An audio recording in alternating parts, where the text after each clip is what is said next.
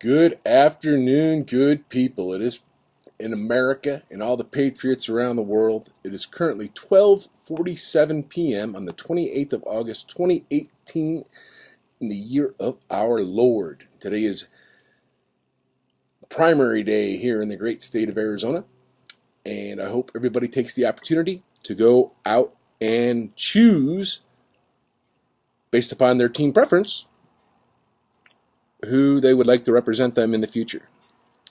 Being as which, I threw my hat in the ring as a write-in candidate for the United States Senate from the great state of Arizona under the party of none. I will be honest with you, I am and have been a registered Republican for a long period of time. I still am, and I am going to vote today, and I'm only going to vote for one candidate who has spoken to me and wants to be a voice of we the people and protect the Constitution of the United States. And that is the only person that I am going to vote for today. And then I am going to change my registration to independent or none, no party affiliation. And why is that? Well, I wrote a blog entry a little more than a year ago. Actually, it was quite a while ago. It was the December 29th of 2016. My blog is DeCarlosDanger.com, if you'd like to check it out. This one is entitled, How Did We Get Here? And before this, I had written a couple others critical of Senator McCain, who just passed away. He'll be laying in state tomorrow in Phoenix, and I hope his family finds peace, and I hope his soul does too, because I don't think that he ever did, the most that he ever did ever caused any peace in this world. However, let's go on to this blog entry here. Again, it's titled, How Did We Get Here? Keeping the focus on the senior house of our representative republic, let us gaze at what occurrence since the re-election of those who will be in power for the next 6 years. The Senate has its members currently spread throughout the world, currently gathering information for us, really themselves, in an effort to provide effective governance for us lowly commoners. How could I come up with such a deduction from the facts provided to us by the mainstream media? How, with the presentation of facts provided, which realistically are censored to promote a certain political ideology, could I obtain information that would provide an alternate interpretation and conclusion of the information provided? Research, reason, logic, and a sense of empathy are among a few processes that would be great places to start. We are continuously paraded through all the great things that our elected officials do for us. Ever heard of bringing home the bacon? Much to the dismay of our Muslim neighbors in the world, this deliciousness cannot be enjoyed daily at breakfast, or even on big greasy burgers that we indulge ourselves on when the opportunity provides. You see, bringing home the bacon is and always will be, by definition, pork, which can and should always be connected and attributed to pork barrel spending, which is our tax dollars being spread around to others using, in this case, the trough of the Defense Department's budget for its dispensing. If you claim that this is wrong, you're accused of being against the troops. To that argument, I say you are just plain wrong. Follow the ball, or in this case, the strips of bacon. How much of the DoD budget actually goes to paying our most valuable, honorable citizens who take an oath to die for others in the defense of their neighbor's liberty provided by the Constitution? Not much. If it would adversely impact those troops, they would be on food stamps. Oh wait, my warrior brothers and sisters, we have been shackled with that program for nearly the last 30 years plus already. So that argument does not hold water at all and can be dismissed as disinformation, or wait, even propaganda. It's easy to call a spade when the truth is so self-evident. Back to the farm and the big piggies who are safe from the ballot box and the next ensuing slaughter from the electorate for the foreseeable future.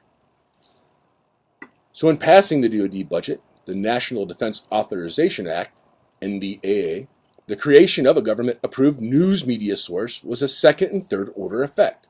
What did I just write? By doing the right thing and paying our troops, our rulers, the omnipotent ones in the district of corruption, have created a censored media source, since we can't be trusted with all the fake news out there. So now we have a definite link between the government and media outlets, in which I am sure that journalists will be crying foul over in the future. Well, if they are actually doing their jobs, informing the public about what the government and its agents want to do to us in the future, instead of cooperating and therefore colluding with it, we would not be in this situation in the first place.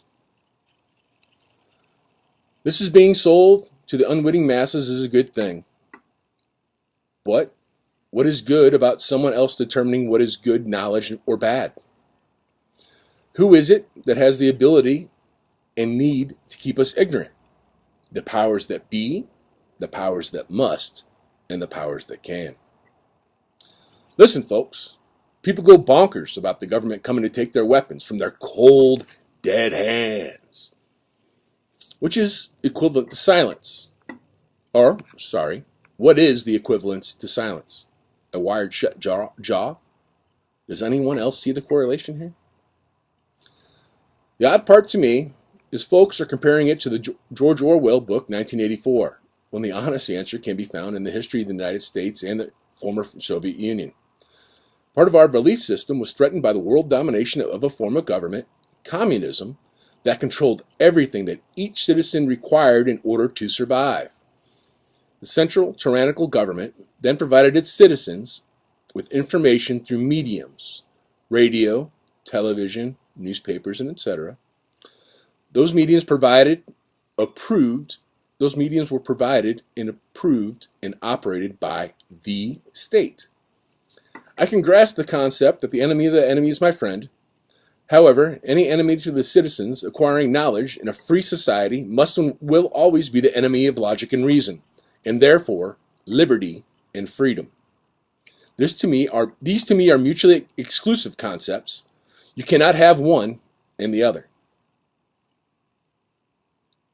The choice should be ours, but it's those who are in power that are choosing for each of us. So we've gone from give me liberty and give me death from Patrick Henry during the Revolution for Independence from Great Britain to the new and polished slogan of Karl Marx, from each according to his ability, to each according to his need. The fact that our government is reinventing failed policies of a failed nation, all the while attempting to nation build, is quite confounding. And the silence in the press is, deafening. It should not be a surprise to anyone at all. They are nothing but lapdogs for a tyrannical central government for ages. They have been nothing but lapdogs for tyrannical central governments for ages. Now we can just see their true color.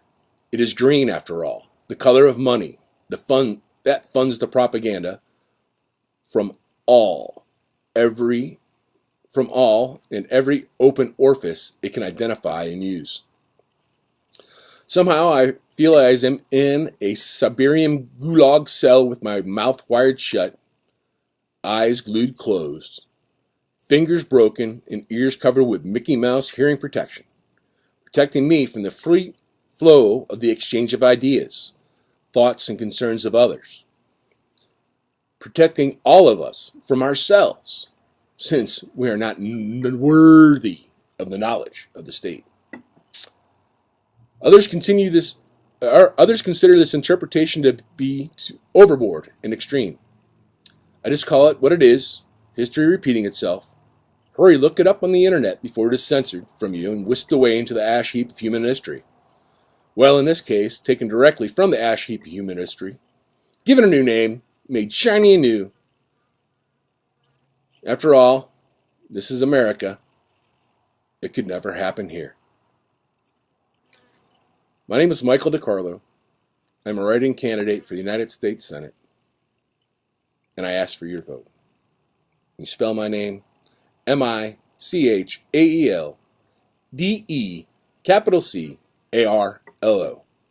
Thanks. Have a great day. Don't forget to vote today, and May the Creator and God bless us all and bring us peace in our day.